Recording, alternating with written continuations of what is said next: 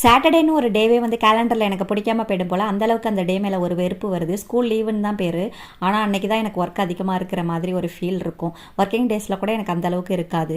பசங்க வேறு வீட்டில் இருக்கிறதுனால பிடிச்ச மாதிரி பிரேக்ஃபாஸ்ட்டு, லஞ்சு, ஸ்நாக்ஸு, அது இதுன்னு சொல்லி இன்றைக்கி தான் ரெடி பண்ணுற மாதிரி இருக்கும். ஏன்னா மறுநாள் சண்டேங்கிறதுனால அன்றைக்கி நான்வெஜ் ஒர்க் தான் ஃபுல்லாக போயிட்டுருக்கும். அதனால் இன்றைக்கே ரெடி பண்ணுறோம் அப்படின்னு சொல்லிட்டு எல்லாத்தையும் ரெடி பண்ணிகிட்டு இருப்பேன். இன்றைக்கி லஞ்சுக்காக வந்து அரைக்கீரை கிடச்சிச்சு, அதை பருப்பு போட்டு கடைஞ்சி சிம்பிளாக முடிச்சிடலாம் அப்படின்னு சொல்லிட்டு அதுக்கு முட்டை வச்சு அது மசாலா போட்டு ரெடி பண்ணி சாப்பிட அவங்களுக்கு கொடுத்துட்டு அடுத்த ஒர்க்கை ஸ்டார்ட் பண்ணலாம் அப்படின்னு சொல்லிட்டு மாவு அரைக்கிறதுக்கு ரெடி ஆகிட்டேன்.